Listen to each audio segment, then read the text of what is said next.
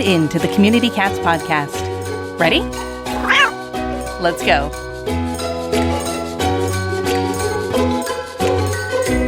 Welcome to the Community Cats Podcast. I'm your host, Stacy LeBaron. I've been involved helping homeless cats for over 30 years with the Merrimack River Feline Rescue Society.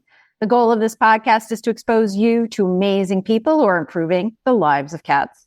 I hope these interviews will help you learn how you can turn your passion for cats into action. And today we're speaking with Mary Scott. Mary had careers as a bilingual teacher and paralegal before deciding animal welfare was her true calling. In 2009, she started work as a veterinary receptionist, pet sitter, and volunteering at the ASAP cat shelter in Santa Barbara, California. In 2017, Mary became director of ASAP's Working Cats program, which she still runs as an ASAP volunteer. Mary lives in Santa Barbara with her husband and rescue cat, Felix. Mary, welcome to the show. Thank you so much. Such a pleasure to be here, Stacy. Just love it. Thank you so much. I know. I'm so excited to have you here today. I can't wait till we really get into the heart of this conversation. But before we jump in, first off, our first question is always, how'd you get to be so passionate about cats? Well, it's so interesting. I came from a household in Palos Verdes, California, and I always, of course, so many people can say I grew up with cats. But beyond that, my parents were into spay neuter back in the 60s and 70s when it wasn't necessarily the coolest thing or the most renowned thing. And we had cats and dogs all the time when I was growing up. They were taken great care of. We would keep a cat until if it had cancer and that leg had to go, the leg would be amputated. I have such memories of that. And I think really the environment does shape the person. And I really give a lot of credit to my parents for bringing me up as an animal advocate, animal lover, really. Lover of all animals. And then cats became my specialty as I started volunteering for ASAP in 2009. So it's been 15 years in animal sheltering. And to tell you the truth, it's been ups and downs, as it can be heartbreaking. It can be exhilarating. And riding out all those waves, I just have never looked back and just am so really proud of not only the work I do, but the work that the cat shelter does, that ASAP does for cats in Santa Barbara County. Excellent.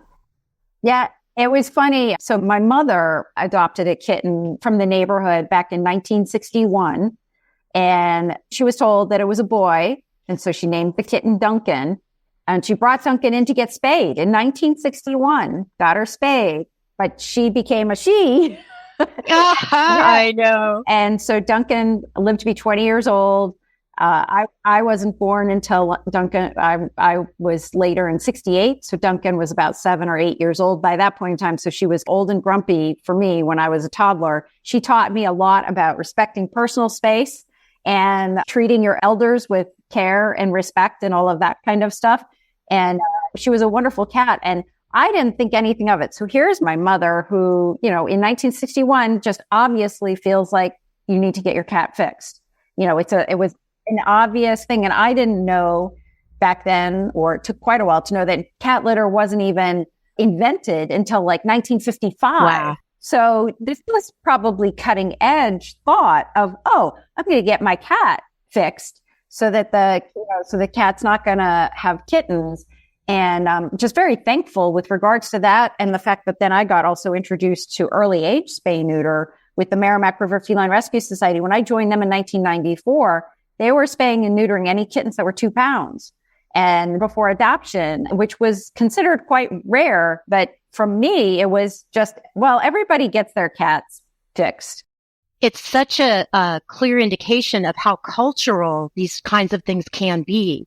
And when we look at Santa Barbara County and we see how culture can play into how cats are handled, from how cats and kittens are handled in terms of spay neuter, and how education is so important for all stratifications of our society. I can't make a blanket statement that certain cultures are going to be pro spay neuter or not, of course, but getting the word out there can really be so important on just the importance of spay neuter and making that just even more prevalent than it already is in whatever area we're in. So today we're going to really focus on almost having like a working session around developing a barn cat program. Why do you, as an organization, need to have a barn cat, or specifically a barn cat relocation program? And what is that in your knowledge? Yeah, so the ASAP Working Cats program was established by a volunteer. It was one of the earliest programs at ASAP. It was established about 20 years ago. And what we had were non-social cats or feral cats, even semi-social cats who were not getting adopted as regular house cats in the shelter. And when we have that issue, what do we do with these non-social cats?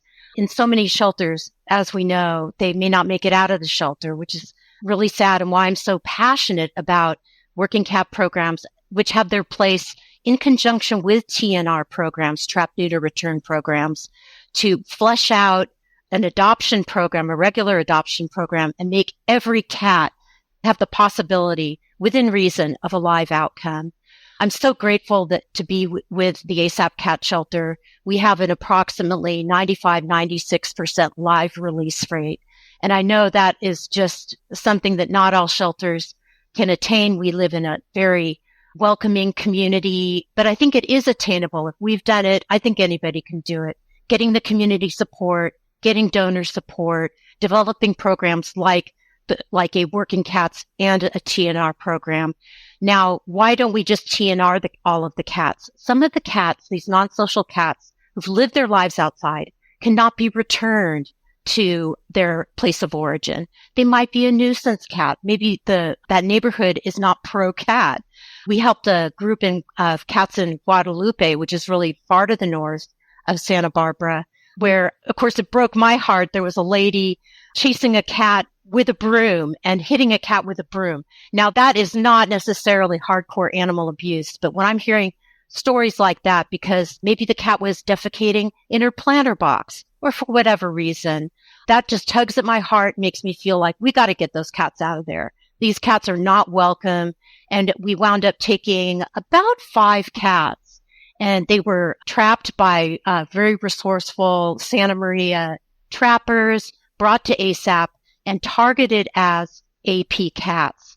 At ASAP, we have a behavior team. They usually interface with any cat that is having fear issues, aggression issues.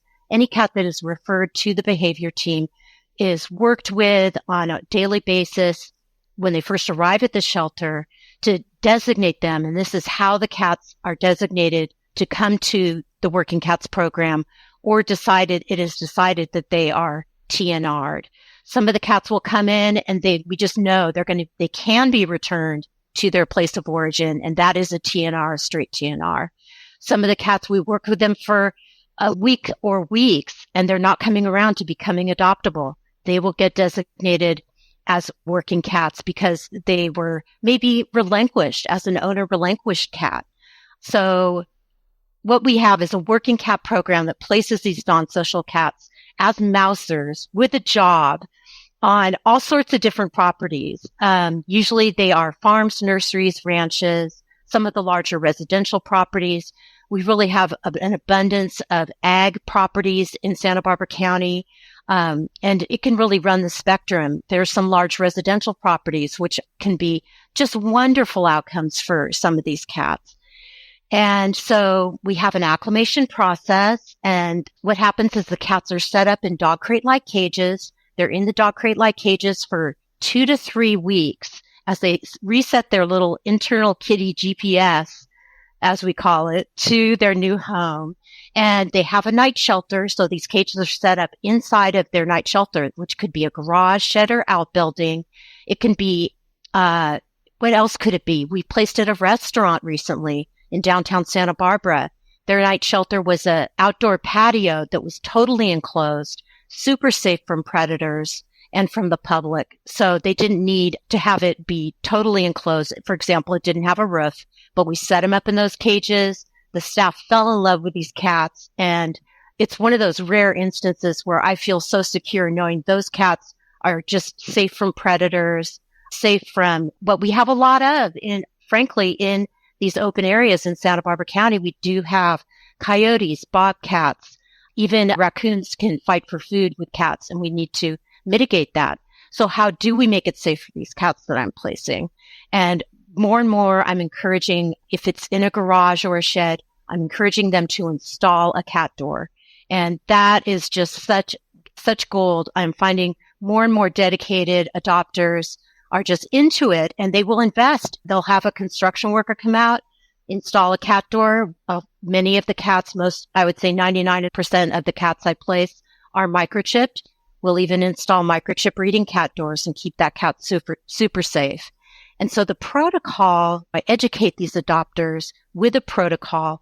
We're setting them up in cages with everything they need inside of the cage. We're talking litter box, food, water, bedding, and a cat crate with a bed inside of it so that they are self-sufficient. The cats are, except for, of course, food and water, which they are fed twice a day, wet and dry food, litter box scooped once a day, fresh water once a day. We want to give these cats a life of Riley, just spoil them while they're in the cages so they get the picture. They want to stay at this new location. And forging that human-animal bond is so important during this time. And people may think, non-social cats, feral cats, what human-animal bond is possible? Well, believe me, I have seen these cats wind up indoors. They are at the shelter. They're spooked. They're not showing their true nature. They're not showing their true selves. We place them as working cats, and frequently they will just become the beloved pets of the adopters. And that's actually the adopter I'm looking for, is someone who will invest the time and energy and even the emotional energy to whatever extent possible, bond with that cat and make that cat part of the family. Wonderful. I'm going to take a step back here in some of the information you unpacked there. Now, in Switzerland, there is a restaurant that we go to that's right on the edge of the water, and there's a surf shop right next door. And they have a cat that runs around and has a collar and has a little funny thing on. So you talked about a microchip reading cat door. So I'm wondering if maybe that cat has that on its collar. So specifically, what does that do? Well, having a microchip embedded in the cat, it's a little painless piece of metal that goes, just the science of microchipping. Painless piece of metal is going into the back of their neck while they're at ASAP. And that microchip number is being registered after adoption. And after that cat goes to its new home, being registered to the new owner. So if that cat goes missing in any way, shape, or form, goes out into the community and is brought to any place, a vet clinic, a shelter that has a microchip reader, chip can be read, the registration information is sourced, and that cat can return to home. So that's the basics of microchipping. I'm probably most everybody knows about microchipping. But having a microchip reading cat door means that we've got a cat door that will not open for any cat except for the cat that has that microchip number. So it's a personalized entrance for the cat that has that microchip. So as a result, the raccoon, not microchip, not going to get in there and get that kitty kibble that it wants. And having that night shelter in a small entry port like a cat door is very good for the safety of the cat, because if it's getting chased, heaven forbid, by a predator, coyote, bobcat, anything larger, even a large raccoon, it can dash into that night shelter where the door will open for that cat with the microchip, and it will not open, and that coyote will not fit in anyway. So that's how that cat door will really set up for cat safety. Now, of course, these microchip reading cat doors aren't always the easiest things to set up. So I really make sure the owner is either tech savvy or has access to a tech-savvy person to program the microchip door. Now, the cat you saw may have had a reader on its collar or a tag on its collar that would trigger a door. It also may have had an air tag, which would, under Wi-Fi circumstances, be able to track the cat. But anyway, so that's all about microchip doors, and we love them for our working cats. Right. And it is funny. My son lives in New York City in the Lower East Side, and he was out walking around and he saw a cat with an air tag on. And so I thought, wow. Yeah, that can be done. I don't know all about those air tags in their sphere of influence, like their range, but they can be really helpful. I've seen people, I'm also a pet sitter. I run a pet sitting business here in Santa Barbara, and I've seen people out on properties with their phones, clearly looking for their pet. So it can come in handy. For sure. Want an easy grant opportunity for your animal organization? Maddie's Fund is giving away a $3,000 grant each month to one lucky Maddie's Pet Forum member. You'll automatically be entered to win each month when you start a new discussion, reply to a new post, or upload a new library resource. Learn more at forum.maddiesfund.org today. Are you a proud cat parent looking for the perfect, affordable health care for your kitty? Well, look no further than the Community Cat Clinic, conveniently located in Woodstock, Georgia, just north of Atlanta and not too far from the Tennessee and South Carolina borders. The health and happiness of all cats are the top priorities at this feline-only hospital. From preventative care, spay, neuter, and vaccines, to specialized and innovative treatments like full-mouth dental, ultrasound, radio, iodine therapy, emergency blockage cases, they've got your cat's well-being covered. For the TNR community and local shelters, they offer easy-to-access, low-cost spay-neuter services and volume appointments. So if you want to do a large TNR project, this is the clinic you want to go to. It's worth the extra trip. Appointments are available most days. Check out the Community Cat Clinic online at communitycatclinic.com or visit them in person at the Walmart Shopping Center at the Shops of Trickham on Highway 92 at Trickham Road in Woodstock, Georgia. More per, less price. Wouldn't it be fantastic if your whole TNR team was on the same page? Imagine your staff and volunteers mastering trapping best practices, prepping cats properly for clinic arrival, and making everyone's job easier. Would you like to give them a toolbox of tips and tricks to refer to whenever trapping gets tough? Our monthly virtual TNR workshops are perfect for group training, covering everything from TNR philosophy to planning, equipment use, public relations, because we are all going to run into those stubborn neighbors, and cat care tips, plus more. With Q&A sessions, handouts, customized content for your program, your team will be ready to successfully reduce the number of free-roaming cats in your community. Ready to turn your trappers into a team? Great! Email Stacy at communitycatspodcast.com or call 978-239-2090 for details. If you want to catalog all your cat sightings to manage your colonies easier, then Whisker Tracker is from you. It's a free mobile app that lets you create cat profiles, see your cats on a map, and track the health and status of all your cats. Download the Whisker Tracker mobile app today. So I've been involved with barn cat relocation or barn cat adoption programs is another way of thinking about it. We used to have, in 1998, I think we placed like 120 barn cats in 1 year. Back in the day when we were overwhelmed and overstressed, and we actually did a relocation out to a sheep farm out in Western Massachusetts, and we brought wire caging around and just set up this outdoor acclimation pen for about 20 or 25 cats.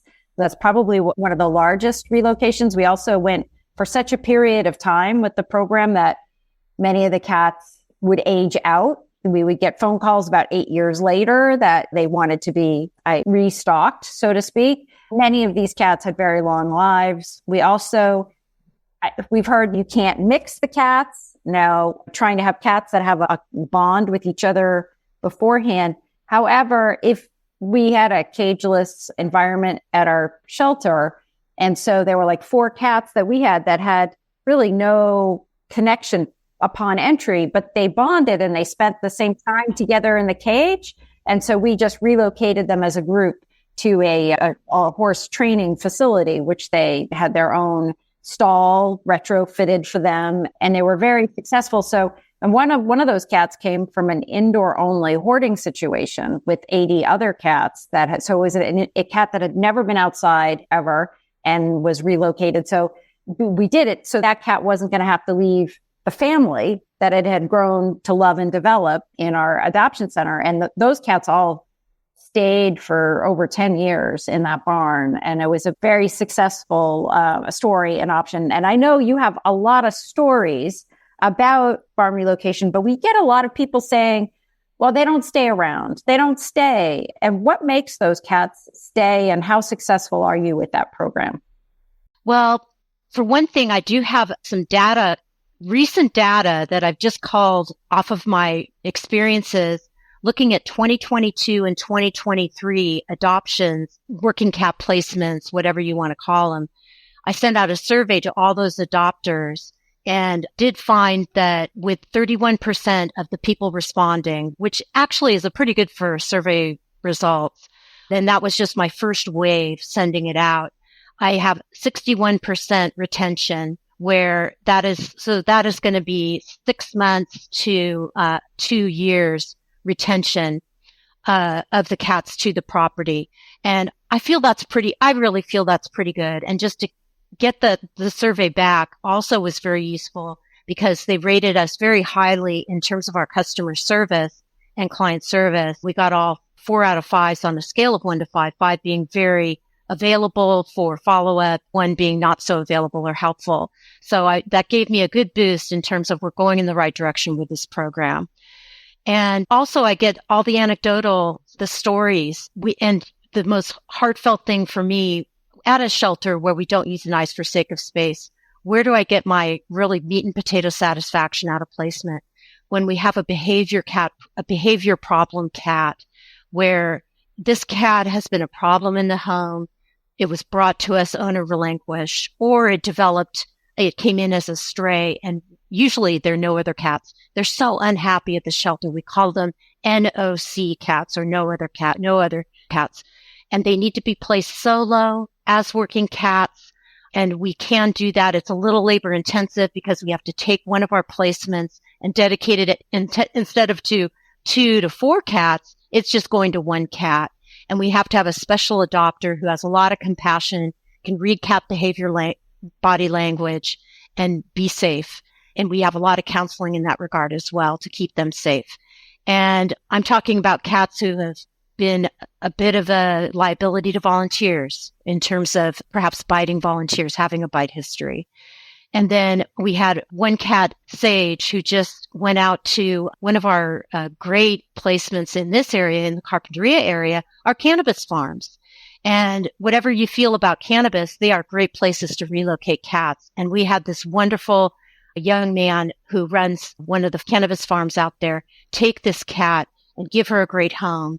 And I know she's still there. It's been 6 to 8 months. I know she's still there because he called me up. He said she got a little bite wound on her leg and I want to take her to the vet. And he was just so, he sent us pictures. And again, it's such a win, not only for the cat, but the people are so enriched at these places of work where the working cats go. They form that human animal bond. It's stress relieving. It's like bring your cat to work day every day for them. And it's just really, really amazing, because the reality is if we don't find a place for these cats, what are their options? Working cat programs historically have been programs of last resort. And I like to think of, and my executive director at ASAP also has encouraged me to think of the Working Cats program as really going beyond that program of last resort, where I'm taking cats that just aren't getting the traction with a regular adoption at the shelter, and they're dwelling longer than we feel comfortable with. They're unhappy. They're usually not happy around other cats. And I did one of my first placements to a gentleman who had lost his longtime indoor-outdoor cat. He was heartbroken. That cat was his buddy. And so we have Layla, who was languishing at the shelter. He came in and was just looking around, just healing himself and getting his cat fix or whatever he needed. And he just saw Layla, beautiful long hair, domestic long hair, orange and white, just a adorable, beautiful cat, little spicy. You have to be able to read that body language. You have to know when her time is up in terms of petting or affection. And he was just the perfect guy to give her that kind of space and understand her. And he took her home. It was a little dicey. No other cat's cat, yet he had an 18-year-old cat in his home, a resident cat. And then I went ahead and counseled not only because I'm a lead on the shift and do regular cat adoptions as well.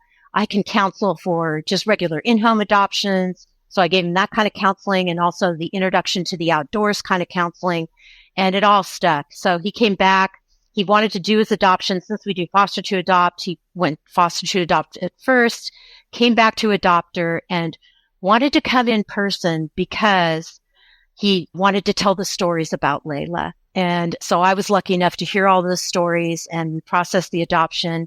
And so it'll probably turn into a nice social media posting that he authorized. He doesn't want to have his photo posted, but the cat, of course. And so Layla is definitely another happy tail story. So you mentioned fostering. When you do adopt the barn cats out, are they fostered while they're in their holding period and then you close the adoption? No. Not at all. That's a very good question. They are always outcomed. It's an interesting situation we have at ASAP. They are outcome to the adopter. We've released them through our shelter software, Shelter Love, which is very useful in all of this process. It is fairly new to ASAP and has really expanded our capability to just give even better attention to cats, track their behavior progress, all their progress.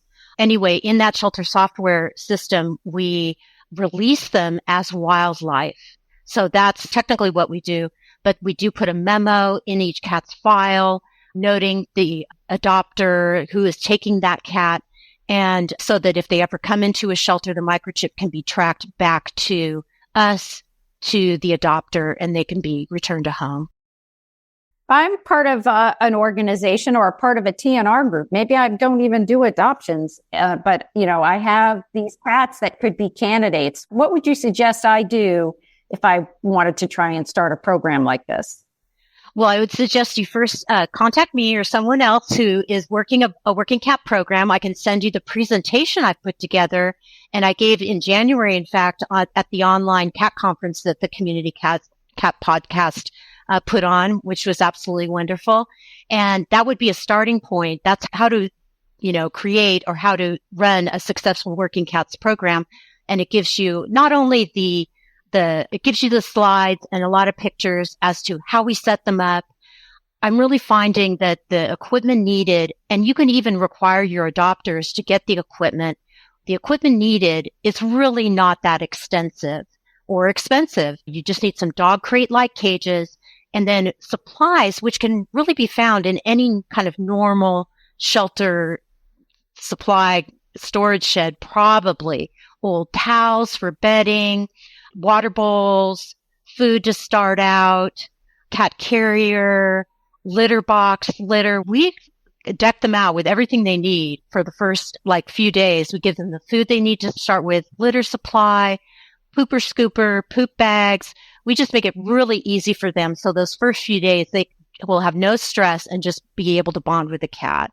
So anyway, a TNR program is a great place to start because you have, and especially if you don't have a brick and mortar shelter, because you need to get these cats out of foster, wherever they are, into people's homes as soon as possible. You can set up a simple Google form application for people to fill out online, and then screen adopters through a simple phone call. I like to do site visits where I go and meet with the people in person, check out their property, and do a little troubleshooting ahead of time. Like, what is the night shelter going to be? What is going to be the easiest way to get the cats in at night? Another part of the protocol, simply providing a bell to the adopters. They can ring the bell at the time of feeding, starting from the get-go, when the cats are placed, call the cat's name that is associated with feeding time, and then the cats are ideally, after release, brought in at night and shut in at night into their night shelter so they're safe from dawn to dusk. Dusk to dawn, rather. Yeah, dusk to dawn. This is sort of a philosophical question that I've run into with a couple of organizations. And my question is, you have an adoption program in adopting cats out into homes. Maybe they're indoor only, maybe they're indoor outdoor. And then there's the barn relocation and your trap, neuter, return program. Some of these adoption programs, though, are indoor only adoptions. They do indoor only and they can do barn relocation, but they don't do indoor outdoor. And I feel that it's a little uncomfortable. It doesn't make a lot of sense to me. And I'm not sure if you've handled that philosophical question at all. Well, at ASAP, my background is coming from a more tightly reined adoption format where it was strongly encouraged for the cats to be indoor only after adoption. We're talking our domestic, regular house cat adoption program. And we have since adopted the HSUS, Humane Society of the United States, conversational adoption format, which is much more open, conversational, and we don't put those restrictions on the adoptions. So for that reason, I feel, at least at ASAP, we're seeing that it works really well to have that open kind of adoption format where you're counseling people if they do want to have indoor-outdoor. Know that your cat is microchipped. Know that you need to train the cat to come in at night, which I have found from my own personal experience and seeing with this working cat program is not that hard. Every cat is going to be different. Every person's going to be different in terms of what they're willing to do. But I can see when cats are food motivated, and most of them are, they like to eat. If you plan bringing the cat in around mealtime and getting food, that is where it really works. So that's a really good question, Stacy. I really appreciate that. I would encourage people who are having restrictions on their adoptions to at least consider opening it up a little more. Look at your length of stay numbers, look at any, your live outcomes, and see whether opening it up to indoor-outdoor could perhaps increase your rates of adoption. Mary, if folks are interested in finding out more about ASAP, how would they do that? Well, you can go to our website, asapcats.org. That's ASAPCATS.org. And that's the ASAP website. You'll find under services, the Working Cats program. Our Working Cats application can be sourced there if you want to fill out a kind of a test application and not submit it to see what our application is like. That would be absolutely fine. You can contact me at workingcats@asapcats.org. That's WORKINGCATS at asapcats.org. Both are plural, Working Cats and asapcats.org. You can even reach me by phone at 805-637-7964. That's a cell phone, so you can call or text. If you need any help, any direction, I'm super happy to boost people along their way toward having a Working Cats program. I find it very satisfying. Get out to see a lot of the county that I normally wouldn't see, and meet a lot of great people and save a lot of cats. And is there anything else you'd like to share with our listeners today? Well, I would like to talk about, beyond encouraging people to give it a shot with the Working Cats program, getting the help you need to get started, also to encourage people, all of us in animal rescue, we work so hard. There's so many ups and downs. Animal sheltering is really hard sometimes. And it's just so important. Self-care, I have found, is just so important. And I'm sure we all find in our own way what we need for ourselves to keep us going, keep us taken care of, and keep our hearts strong, keep ourselves strong. And I would encourage everyone to really choose that along with choosing to help cats. Put yourself first when you need to, which is most of the time, and enjoy what you're doing. Get that satisfaction, focusing on the positive outcomes and focusing on what you're putting into it. It's easy to get focused on the numbers or, oh, this happened or that happened as an outcome. And then just weighing back on what am I putting into it? And that can just be very rewarding and very centering. So yeah, I think that's about it. Excellent. Mary, I want to thank you so much for joining us today. And I hope we'll have you on the show in the future. I would love to come back. Thank you so much, Stacy. That's it for this week. Please head over to Apple Podcasts and leave a review. We love to hear what you think, and a 5-star review really helps others find the show. You can also join the conversation with listeners, cat caretakers, and me on Facebook and Instagram. And don't forget to hit follow or subscribe on Spotify, Apple Podcasts, Google Podcasts, YouTube, Stitcher, or wherever you listen to podcasts so you don't miss a single show. Thanks for listening, and thank you for everything that you do to help create a safe and healthy world for cats.